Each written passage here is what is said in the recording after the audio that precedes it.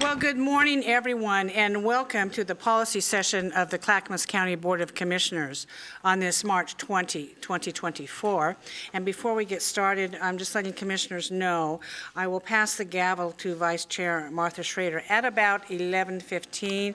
I need to head to downtown Portland for one of those infamous Metro meetings regarding the SHS dollars, of which they want to increase that further. This is the famous roundtable meetings, and they're scheduled at horrid times. I guess nobody else on that committee works during a Wednesday morning but us. I have to assume on that. Gary, what's up first? Thank you, Chair Smith. Commissioner West is out of the office today. He's on military leave. All the other commissioners are present.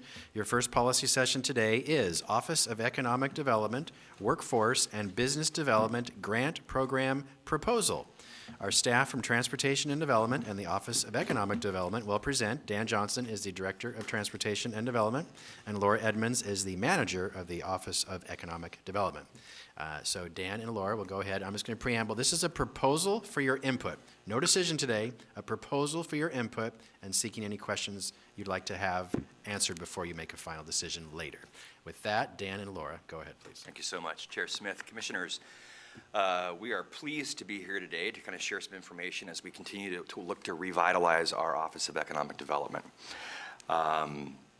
Laura's got some great news to share about some staffing that's underway, which is really interesting and an exciting time for their program.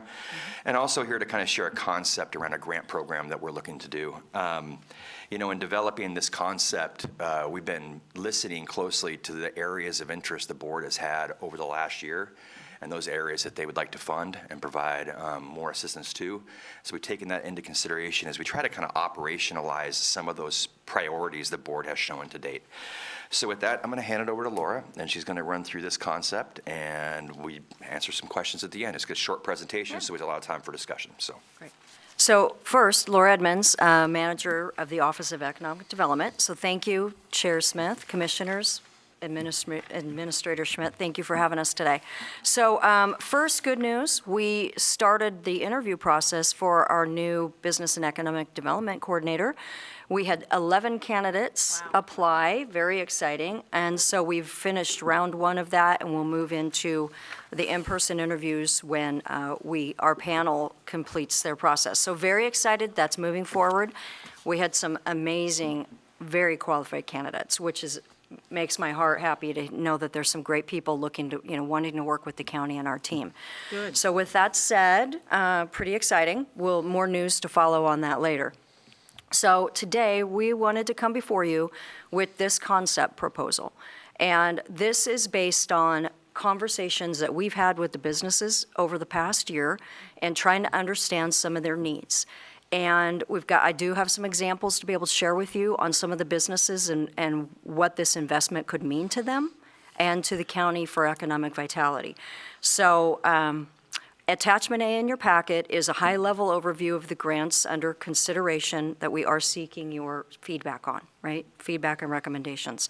So this proposal could be a key tool to help us deliver on the priorities for business retention, expansion, and growth, and on workforce development in the county. So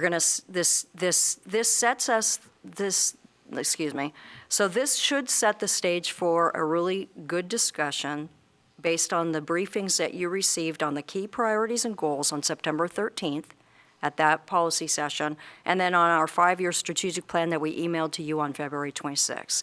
So this ties into those other discussions that have already taken place. We want to emphasize the desire to operationalize your priorities that you've stated, building a business-friendly community and creating more advanced workforce with self-sufficiency wage jobs. So this program really does help to support, because it's geared around and constructed to be able to support traded sector businesses.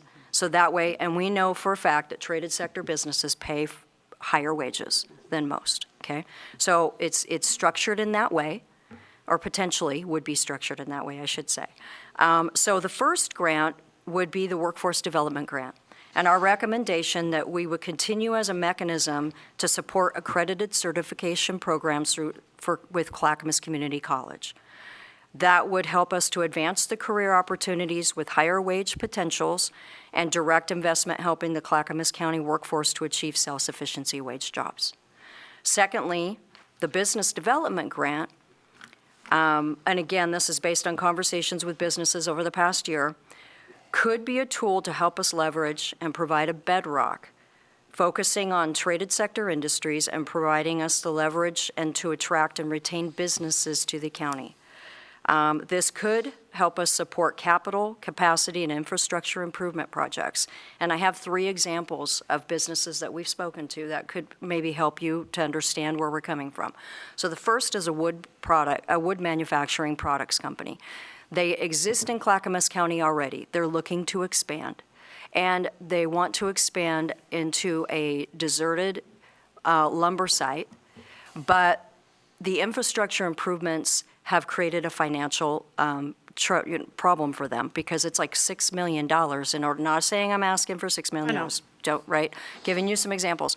But basically, any small business that's looking to get any kind of federal or state grants or loans have to have matching.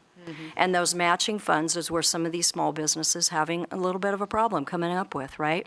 So in a shared experience, we might be able to offset a little bit of that where they do the matched funding that's required for that 20% down in order to get federal or state funding, okay? So in this case, they might be able to do a small grant from us, small grant from others, right? Including their own money because matched is required, would be required of any business seeking funding, right? That would be part of the process. So in this case, that might be an opportunity for us to help a business relocate and keep their 60-plus employees in the county. Another example is the Shortline Rail that is looking for rail improvements. And in order to get the federal funding of $1.4 million, they have to come up with that 20% match. And in partnering, we might be able to help them make the necessary infrastructure improvements to be able to replace old, outdated rail and be able to do a new switchback, which then would give them safety improvements in order to change the direction of their rail car, their lead rail car, and service the businesses that are in those outlying areas, which at this time are 4 major employers in our region. It also would alleviate, if they can make the improvements, it removes about 51 trucks from our roadways per week by maintaining and improving the rail line that they have that butts up to Union Pacific. So that's another great example. Another example is an auto dealership that already is located in Clackamas County. They're looking to reconstruct their facilities on the same site and improve their capacity by expanding their service bays and especially with the e-vehicles and the technology required. And then they would be hiring on additional mechanics and technicians from the local community college. So those are 3 great examples of businesses we've been talking to that just need a little bit of funding to be able to leverage the larger funding pools that they can get access to. So those are my examples. So with this concept, what we would do is we would work to create a policy guide that would set the criteria and requirements for funding. It would ensure consistency with the county grant guidelines that already exist. We would develop applications and funding criteria. We would work with county council to make sure that we were following all of the proper procedures. There would be applications, agreements signed, and then there would be reporting requirements to prove the actual investments and the match funding requirements that we could set in place, right? So I think that we could really put some specific guidelines in place, and then that would also provide the positive economic reporting that we would need and for you guys that you would want to see to prove the investments were made and then the impact to the community as a whole.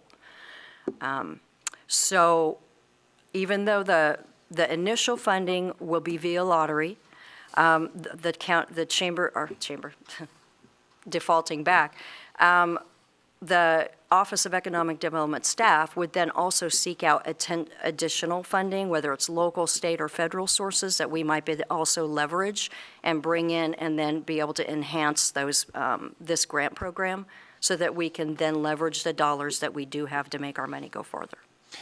We've also done some, try to create some synergy within DTD around some of the EcoDevo.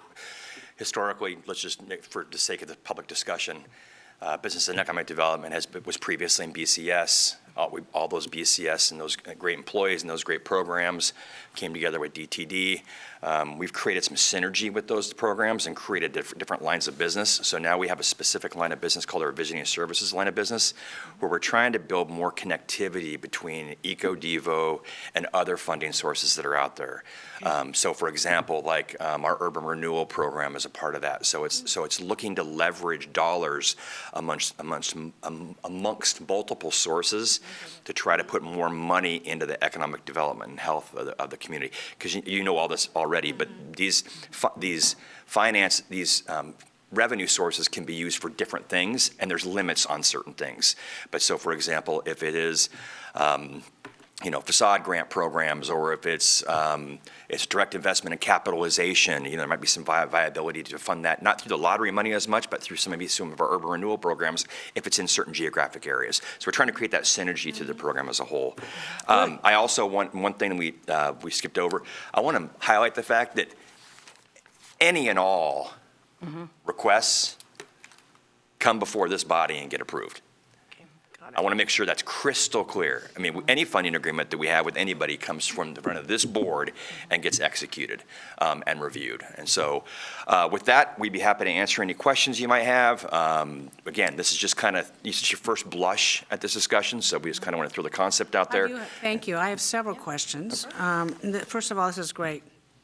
Great proposal. Thank you very much. I know it involves a lot of work. And it's presented well. I have some specific questions. Your business development grant, we have a pot currently of $600,000, right? In your documents, you say you have $600,000, correct? In your business development grant program of lottery dollars.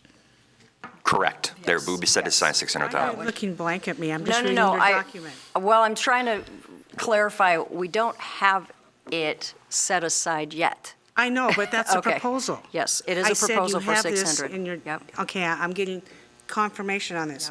And then I'm going to talk about the presentation of this document, maybe why there's some confusion. Okay. So at $600,000, I'm looking at this, and you're going to give these grants out. That's not a lot of money. And 120% match might be $600,000. So how do you balance that out?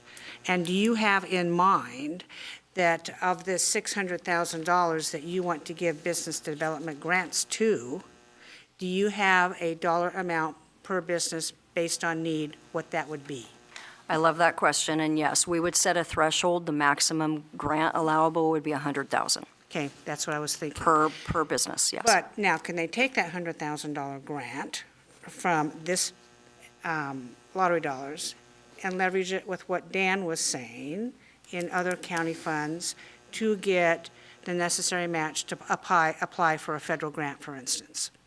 That's what our hope is, to build not only ability to leverage it against other funding we may have, it could be external funding. Yeah, It could be, I get it. it's just how do you, and you've all done development, and it's how many knives can you bring to a fight? I mean, it's like, I got to bring all these different funding sources to this discussion, and if we have a tool to build more of them, it's better for our business environment. And do we offer assistance to the business owners to help them figure out how to go from first base to second base to third base on this? Because this is going to get complicated. Yeah.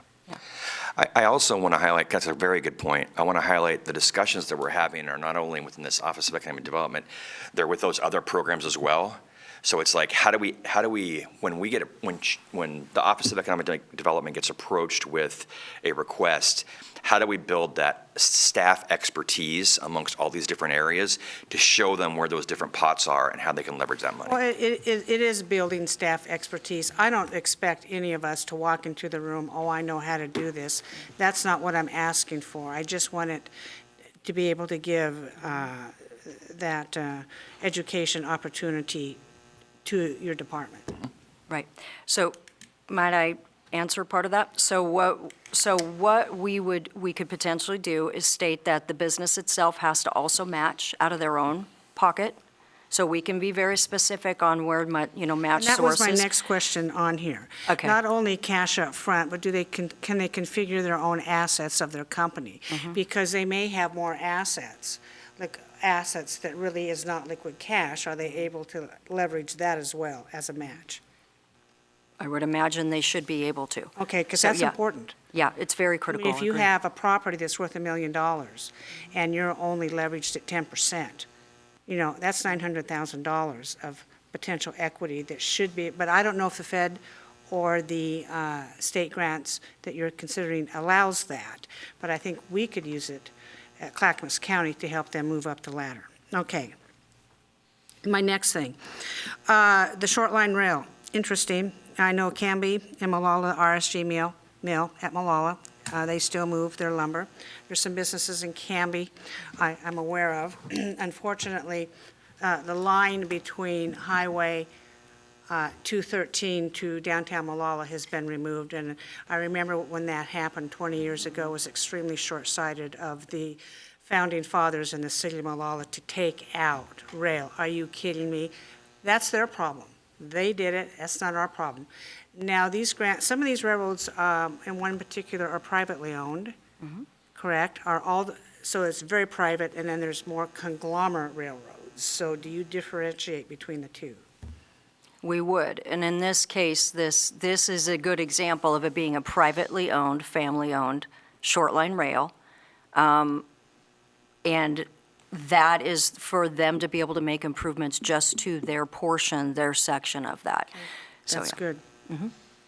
The wood products expansion, yes, is very, very expensive. Now, on page 4, workforce development grants, and those are to Clackamas Community College. Thank you very much. That is so important. And as you know, Laura, they're expanding and they're doing more and more and more. And I also want to include the medical portion of this, just not the trades. Oftentimes, the medical portion is overlooked. The medical assistant program they have there, this is how it was explained to me by the leaders at the college. Providence Hospital has somebody parked outside the door. The minute that graduate walks out, they snap them up and hire them. That's how much it is. And we're talking maybe, I don't know, x-ray technician, phlebotomist. I understand going to the state, you were there, the state of the college message from Tim Cook. By the way, if you could download his program, have you listened to that program that was a month ago? And he outlines, all the things. I would try to, as much as we can in this development program, mirror their needs, and that would include medical. It would include all of their offerings. So just much like we've done the previous grant for $70,000, and I have some data here too, but yes. And then it's a maximum award up to $3,000 for, and you outline paid internships, tuition fees, tech tools, and uniforms for hire, and then it's childcare. They have a childcare program at the college. Some of it's free, but I don't know if all of it is free. So are you proposing in the $3,000 grant that they could spend it on childcare as well? They can, and it's already existing in their current IGA language that they can utilize some of their scholarship grant for childcare that's needed in order for them to complete their CTE courses. Okay. And the language is very specific. That may not be verbatim, but it's already in the existing IGA. That's fine. I just want to make sure that I know love what's it. going on here. Yeah. And then when we look at this again, I would like to see more of a statement and how much money is coming in overall for lottery dollars, and I believe it's $2 million. And I like a column that states what this board has already approved to spend it on, and that would be, for instance, staffing here at the county, which is very good, and the prescribed memberships, because I want to know what we already did on this, because frankly, this commission we're juggling like 10,000 balls at one time, and we may not, and I don't remember exactly how much was spent on, for instance, chamber memberships, okay? And I'd have to go find it. So if you could bring back that column of what we've already spent, and then the next column, the proposed spending. Does that make sense? It does. That's simple. You've already got it. I do. Yep. You've already got it. I do. And there's commissioners that would like to speak. Thank you very much. This is great. Commissioner Schrader. Yeah, thanks for this. I think this is a marvelous idea. I think it's been a long time coming. My question is, Clackamas Community College, as our local college, is key to this. I just visited Oregon Tech the other day, and I was looking at their programs, biosci, business management, journalism. They're expanding their computer information science, cybersecurity piece, engineering, health sciences as well. Okay. Arts and humanities, math and statistics, natural resources and conservation, science, technology. They probably do have their own scholarship programs, but if we start out with our community college, do you see in the future maybe an expansion even and more integration between what they're offering in our community college? Because they have the biggest returns. I have the stats on this. I'll get it to you on investment of their graduates getting high-paying, good-paying tech jobs. And they work very closely with OMIC, because in Scappoose, and that's the Sheffield, England model, where the larger traded sector businesses are on campus. And those kids are getting trained right then and there, actually with hands-on work with those particular businesses, and are essentially guaranteed jobs straight out of the chute. So I think that we have to start with this, and I also know that our community college, with a lot of these businesses, their small business development center, would probably be intimately involved in all of this, because they're also on the ground with people coming to them saying, we need help, we need to expand our business. So, I don't want to throw too much at you at once, but there's bigger opportunities out there as well, and I don't know how we would work with some of them to help leverage dollars. Could I ask you a clarifying question? Sure. Would you see a situation like that if we did a future expansion of this part of the project? Yes. Would you see that any scholarship recipients would be required that they were residents of Clackamas County? I think that wouldn't be a bad idea, yes. I do think they should be a resident of I Clackamas. would definitely agree with that, because I do know what happens is these kids, they get trained up and they're in such high demand that they'll get one job and immediately get snapped up someplace else. And that is, you and I have heard that when we've gone out to visit businesses, actually, in Wilsonville. So I want to highlight the fact, as with a lot of, this is a first blush. that's what I'm thinking, yeah. Okay. I know. And this is the start of a discussion that we're going to have with you. It is a living document. We're trying to figure out a way to get something out into the marketplace to start, react to what the marketplace says, react to the lessons learned during the process, come back before you, and there'll probably be some adjustments. I mean, no ifs, ands, or buts about it. There may be adjustments because we may find more money. And if we find more money, you know what? We're giving you specifics around like dollar amounts, program amounts. If we get more money, we're going to come and talk to you and say, you know what? We were able to secure additional funding over here. We'd like to increase this, increase that. I mean, operationalize and expand this program. So again, there's a lot of opportunity to expand and adjust it as we all collectively see fit and the board sees fit. Yeah, and I'm going to apologize a little bit, because we're landing on the moon and I'm already halfway to Mars. I get that. Okay. I understand that about myself.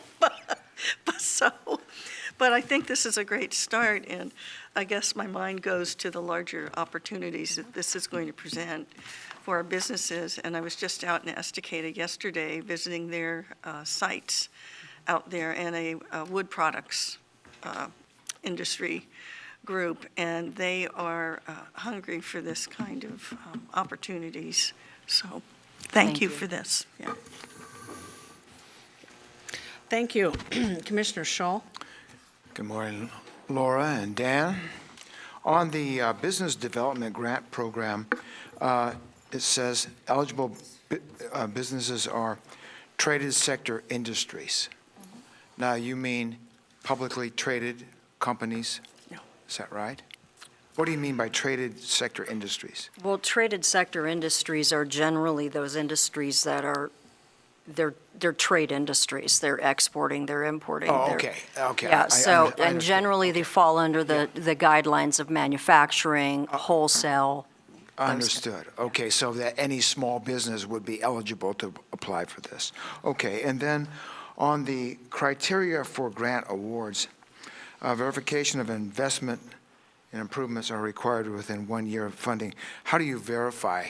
How would you verify to ensure companies that receive the grants are meeting your requirements? Well, when we would set up our process guide and our criteria for met expectations, we would specify what kind of reporting we would require Okay. back from them. So Okay.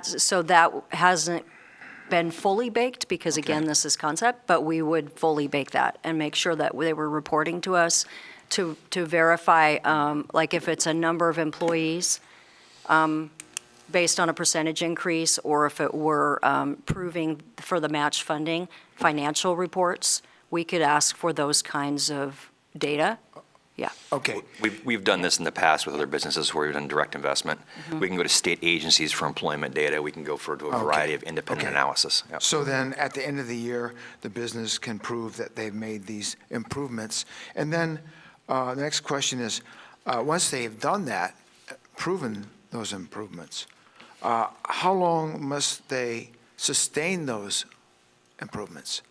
For another year, 5 years, 10 years? What's the performance requirement over time? Well, it depends on, I mean, the objective, and the objective is, if you think about, and you see a lot of government programs focusing on capitalization. So they help to capitalize, because the capitalization means they're either doing real property expansion or personal property expansion. Real property and personal property live on the tax rolls. Not personal property can go away, but real property live on the tax rolls forever. So basically, there's that return on that investment. That's not going to go away. It's going to roll into perpetuity for the life of that building, which probably has a 20 to 40 or 50-year lifespan on that. If it's jobs and if it's a job creation threshold, that's a discussion we've got to have. It's like, what's the expectation for if there's a 10% increase in local sourcing, or there's a 10% increase in the job availability? Maybe it's you've got to show us you have the jobs, by year one, and then you've got to report to us over the next 5 years those jobs are still in place. I mean, that will kind of mature with the program development as we get a better handle on how that reporting takes place. All right, thank you. Good questions. Thank you. Commissioner Savas, you're up. Yeah, I have some questions, and it kind of relates back to, you weren't here, Laura, but Dan was, to the OIR streetcar project. When we made significant investment in that whole thing. I know this is not the same scale, right? But, my learned lesson from that was, is there a good business plan in place? Is it a business that will stay and exist and has a plan? Are there ideas and expansion ideas within the realm of penciling? Do they pencil? And how we do that, I don't know. The other one is that, so essentially their business plan. And the other one is that in the event that they don't succeed, what is there in the means of clawback, right? If they don't perform, what is our hammer, so to speak, and that is there a clawback aspect to that? I appreciate the examples. I don't think any of the examples you gave me, I don't have a concern about any of those as it relates to this, but overall, from a policy standpoint, I think those are things to make sure that they're viable. I don't want to see the money not, go to something that was more whimsical than it was practical, right? And I'm sure you're all, we all can give our, see some examples of where those things have occurred. And I just kind of helped it, not related to this, but I just can't help but fathom and speak to the $8.6 billion that Intel was apparently gifted. News this morning, not million, but $1 billion. That's a big stake the federal government, well, I'm not saying I disagree with that, but obviously we're making, that kind of money means that we want a bigger share of the world market in chip manufacturing, so I understand where that's coming from. But that's a big investment. I don't know how they do the the penciling on that one, but I'm pleased to report, unfortunately, we don't have that kind of money. And so these are much smaller requests. There are lessons learned. You hit on some, and we have talked about lessons learned. And there are some things that, and they're important lessons to learn when we're developing a program like this and having discussions with you about the priorities, what the reporting is, but the dollar amounts we're talking about are nothing compared to that original request, or that last effort. And on that note, is there an opportunity, I know that I have some idea how the lottery funds are unique and how urban renewal funds have a different nuance to them, and, what brings money back to the state, whether it comes in the form of, personal property tax as far as business, or whether it is employee taxes, right, that the state lives on and we live on, property tax and assessed value and all of that. So understanding those nuances, where I'm getting at is that, if there's a viable plan put in place, what do we foresee opportunities to expand that bucket of money so that it's more significant, so that some of our bigger employers might say, this might help us, 20%, 100,000, 20%, that's a $500,000 project. Let's just say that gets them so far, but, at today's prices, that doesn't go very far. This is not as ridiculous as a statement sounds. It's a lot of money. It's not a lot of money when you're looking at big projects like that. Yeah, and I hate to say that out loud, because I don't think I don't want to disregard the fact that it's public funds, and it's important that we invest them correctly. I think that leveraging discussion that you are talking about will mature as the program goes forward. There aren't a lot of tools out there,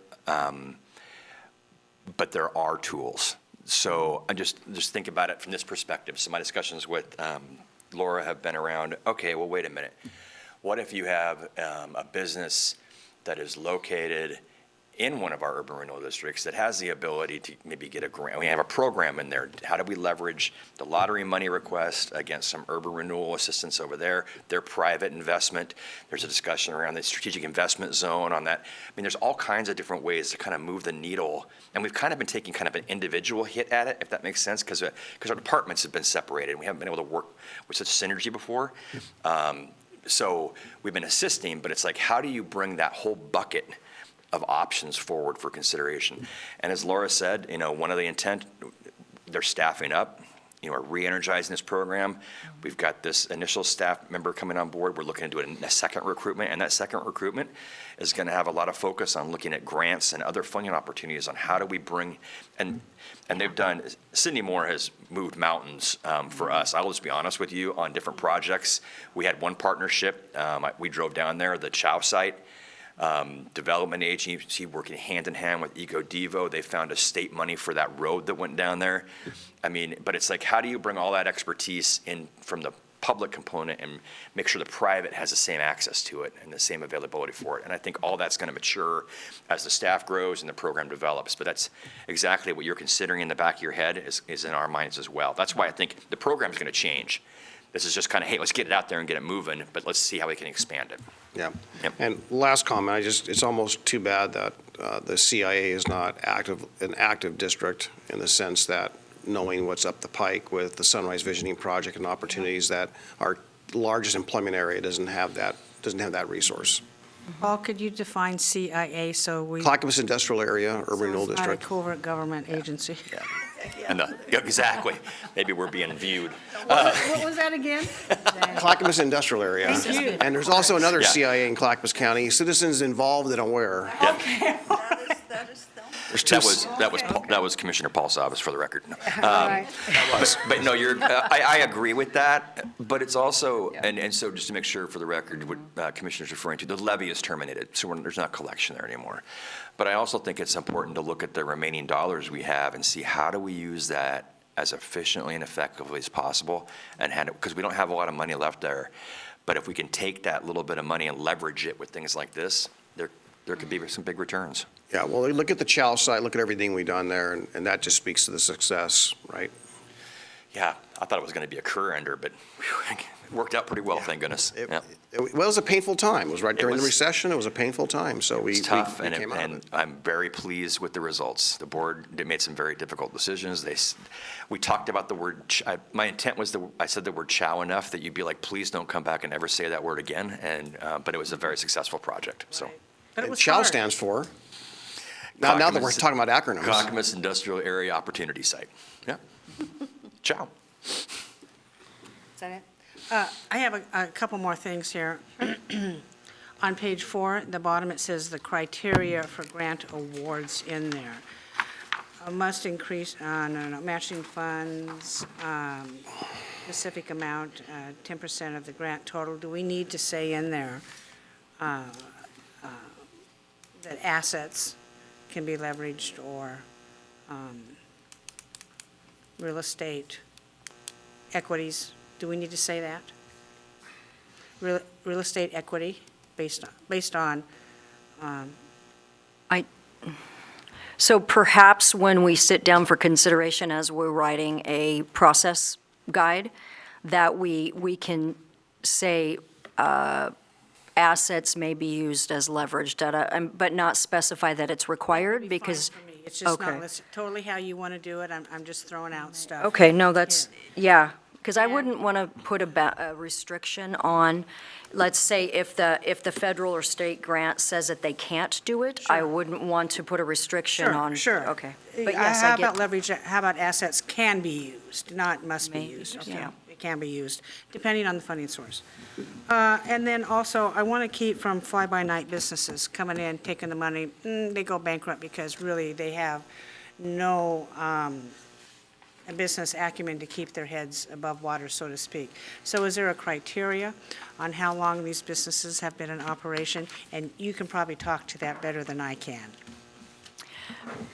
as we look at what those processes, as we set that up, we can consider that as well, as part of the criteria, Okay. to ensure that However they're you want to gonna do be- that, Yeah. somebody that's been in business let's say it's a startup. I'm not interested in funding startups that have a sticks and bricks investment that are not delivering services. I'm not the least bit interested in startups. As wonderful as that Intel money is, I tried hard for a year talking to our federal delegation and the governor and everybody to try to get something for Clackamas County, and the answer was, you don't have any land. Well, we do have land. And I think maybe that's a further conversation we can have. Also, regarding, let's go back to the $100,000 in scholarships for the college. I don't know how long it's going to take us to get this out the door, but I don't want to delay the allocation of our scholarship money to the college because we're still making up our mind on the paperwork, on the policy, what the policy is going to look like. Because we can take two different paths on this. Do you understand what I'm saying? Gary, does that make sense?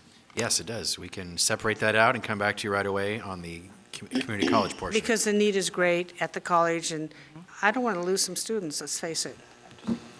Thank you. We can make them separate.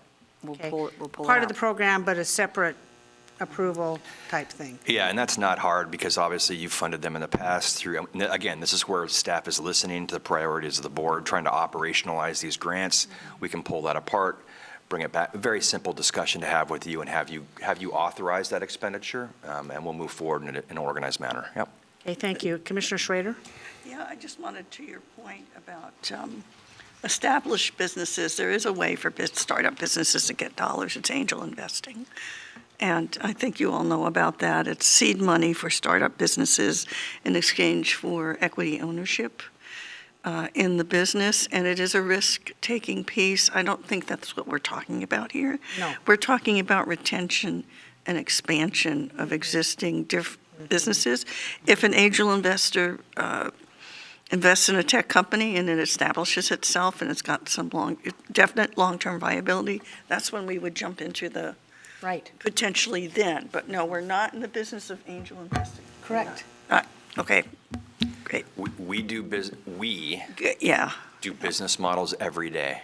Thank you. And we know how to look at a business model and the information that's submitted. We look at there's one thing to look at the capital startup and construction costs.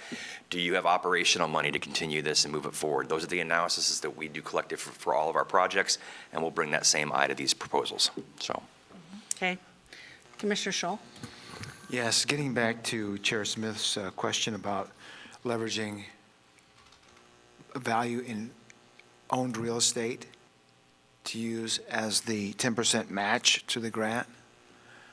This is what she was talking about.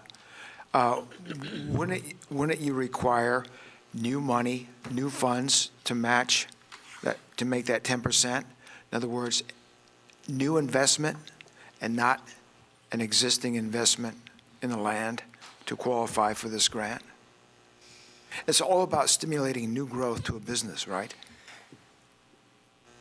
you want me to take that? Well, I get, and I hear where you're saying, coming from, but I think what we would probably do is if they had to use, okay, if we're going to get into hypotheticals, if they have to be able to come up with the cash to do the matching on their part, right, for funding, they would have to use potential leverage their existing properties, right, to be able to come up with the cash, and whatever means their bookkeeper or CPA guides them with, then they would come up with the cash to be able to do the matching. Because let's be honest, most matching requirements, state or federal, is cash.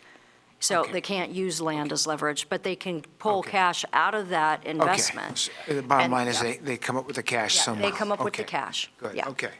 And I guess I don't want to get super deep into all this. I mean, I think every case is kind of a case by case, and we'll take a look at it. And again, we'll be when this gets cooked a little bit more and ready to roll, we'll be reviewing these various application requests, bringing them back for consideration. Maybe some we like, some you don't like, and we'll go from there. So. Yeah, and Commissioner Scholl, the reason why I said to leverage their assets in real estate is if you look around at our businesses, the revenues are down everywhere, okay? And if we have a business that's able to expand based on what they've done in the past and their accumulated assets and growth, but let's say they can only have 5% cash match, then they should be able to use their existing assets or inventory or whatever to be able to do that. I'm just looking forward at the economy. Interest rates are not going to come down this year as predicted. Doesn't look like it. Inflation is still bubbling. It's still hitting peaks and valleys, and the valleys aren't very much, but mainly peaks. So I'm just trying to be as friendly as we can to help these businesses. And we're talking businesses that are well-established, I'm assuming. And so they've been around this block before. Okay, so I think, any further comments from commissioners on that? Gary? You do not need a motion today. Staff has direction on modifications they'll make to this proposal. They'll come back to you when they're ready on the grant portion. For the Clackamas Community College portion, I suggest, Dan and Laura, we can do that at issues as soon as you're ready, as soon as 2 weeks from now. So We'll separate it out and get it to we'll you. do that. We will. Thank you very much. This is very fun. Thank you so much. Thank you for your Very time. enlightening, it's very fun, it's very, I don't know, feel good. It's Trying to exciting. help people. Love it. Oh, Thank you. it's my favorite thing to do. It is, it's Martha's favorite thing, kind of mine too. Yeah, I think so. I think we're in alignment. I think we're in alignment with that.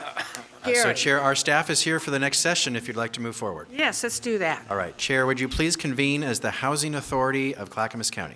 I will recess as the Board of County Commissioners and convene as a housing authority for Clackamas County. You are now meeting as the Housing Authority of Clackamas County Board of Directors. Joining you online is Housing Resident Commissioner Ann Leenstra. We'll wait a moment for her here. I'm here. Great. Welcome, Commissioner Leenstra. This is a Thank you. policy session resolution authorizing a designated officer authority to finalize and execute development agreements for Hillside Park Buildings A, B, and C. Our presenters today are Rod Cook, Director of Health, Housing, and Human Services, Adam Brown, Deputy Director of Health, Housing, and Human Services, and Devin Ellen, Housing Development Director for the Housing Authority. Go ahead, please. If I could just interject, sorry, Gary. I need to pass a gavel to Vice Chair Schrader at 15 after. I need to hand to Portland for a Metro meeting. Okay, Yes, so, thank you very much. thank you. Well, good morning, Commissioners. And my role here is going to be minimal because I want to get Devin up here, who's going to have some very specific information to provide for you. But we'll start today with Adam Brown, starting us out, and then I'm going to give my seat to Devin. Ellen, is that okay? All right, so we'll do that and get started. Great. For the record, Adam Brown, Deputy Director, Health, Housing, and Human Services. So, Commissioners, we appreciate and are excited about the opportunity to be here this morning. In 2020, the board set an ambitious goal of developing 1,500 affordable housing units in Clackamas County by 2025. Part of the 1,500 unit goal is the affordable housing bond goal established for Clackamas County of 812 units. Thanks to support from the board and our dedicated staff, including Devin Ellen, our Housing Development Director, Clackamas County will exceed the 1,500 unit goal it set in 2020 by more than 30% and exceed its affordable housing bond goal by more than 40%. We will produce more than 1,150 bond-funded units and more than 2,000 units in total. The Hillside Park redevelopment, which we're here to talk about today, is a big piece of this overall achievement. The redevelopment of Hillside Park is a two-phased project that will turn an existing public housing site with 100 units of low-density housing across 13.7 acres into a beautiful new mixed-use, medium-density, affordable housing community with up to 500 new units. We're turning 100 units of housing into 500 new units.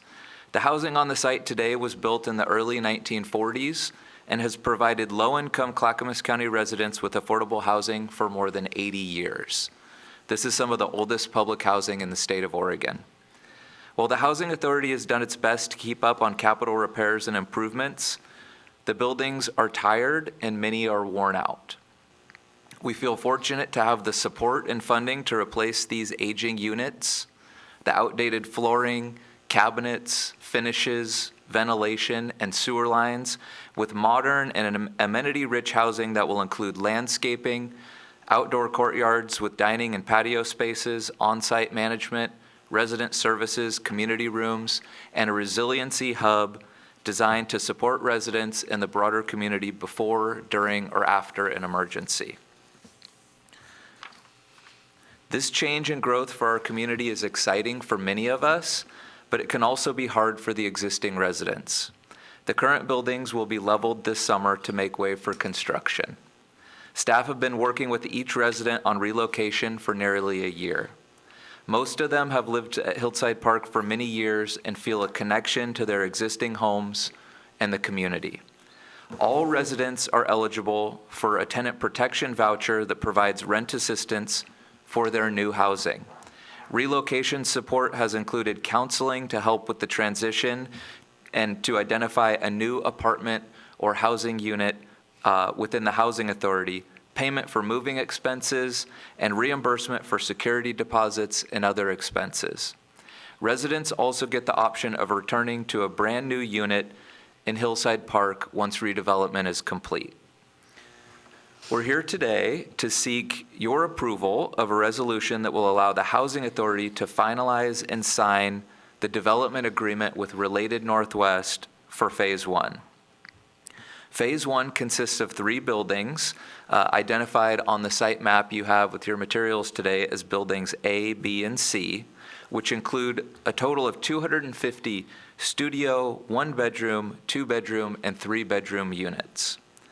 With construction expected to start in June, execution of the development agreement is the first in a series of formal steps you will take over the coming 3 months that will allow construction to start. From here, the limited partnership agreement will be negotiated, loan documents will be prepared, the guaranteed maximum price for construction will be set, all necessary permitting, platting, and land division will be completed, and the construction contract will be finalized between Walsh Construction and the limited partnership. Staff will come back to the board for further approvals prior to closing, including for signing authority to execute all documents required to close. This will give the board additional opportunities to review and approve the transaction before construction begins. So Devin's here with some additional technical details about the development agreements. There's two agreements, one for Building B and one for Buildings A and C. The terms are a little bit different. So Devin's going to provide an overview of the technical details. Good morning, Commissioners. As outlined in the packet, the development of Phase 1 will be governed by these two separate agreements.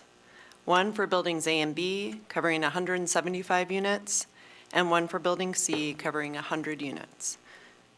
As Housing Authority staff and its outside counsel, Foster Garvey, negotiated these agreements, we focused on securing the best deal for the Housing Authority in Clackamas County, with several key board objectives in mind.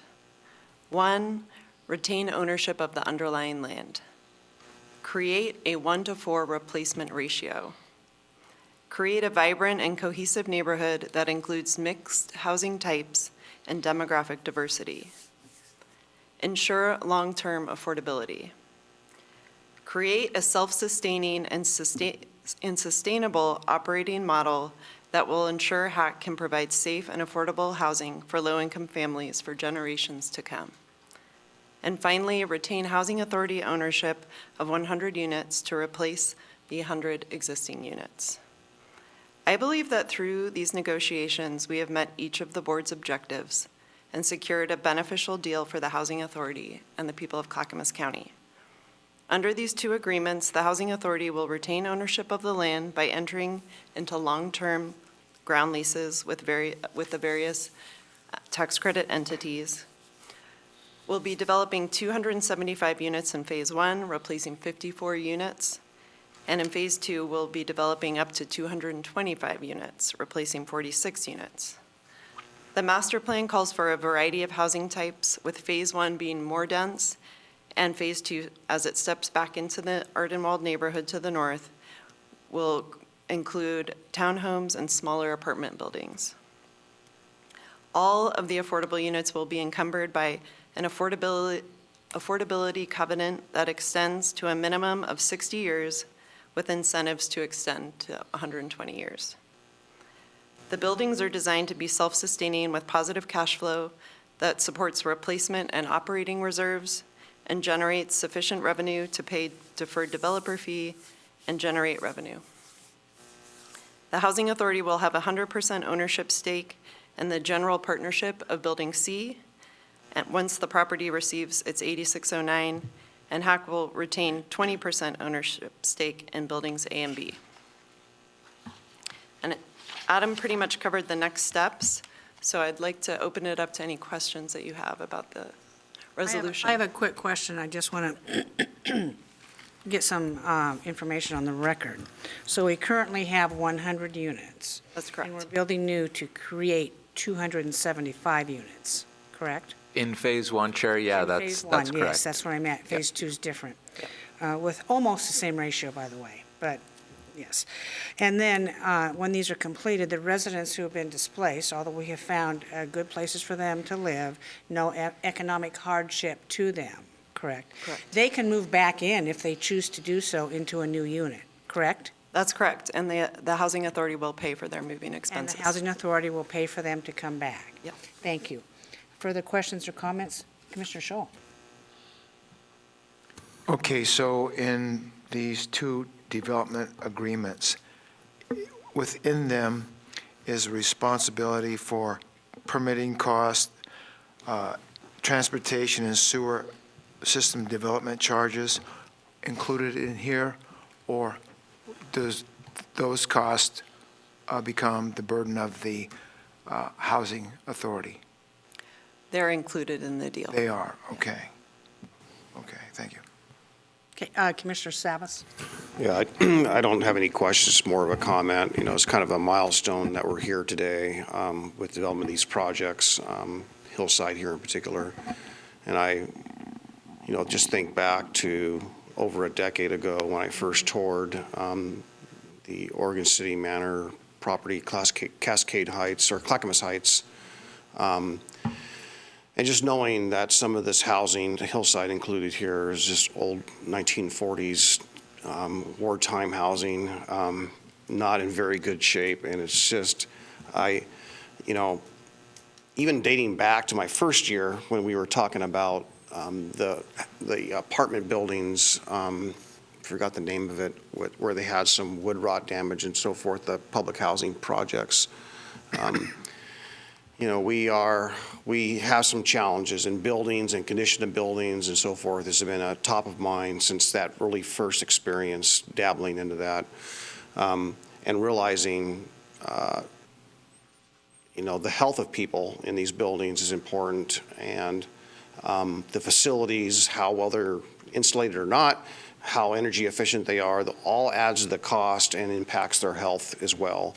So I think this is great, number one, that we are with starting with this particular project and, you know, here today before us. It's going to provide the people that are there today a better place. It'll be a transition period. It might be a little bit,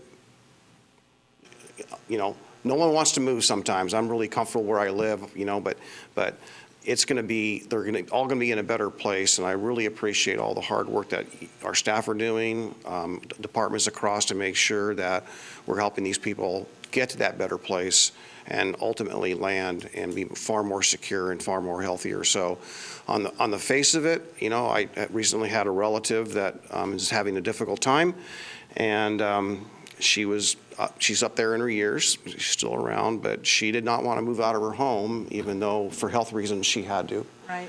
And I know that sometimes there's, you know, we did our best. It took a long time, and unfortunately it cost a little bit more money than we were prepared for. But we got her into that better place. And so the intentions are very good, and I'm just hoping that whatever we can do to help that out. And, you know, I know that you've given us the confidence that you're going to be taking every avenue you can to help these people transition. But they're all going to be in a better place, and that's rewarding. Plus the extra units we're building.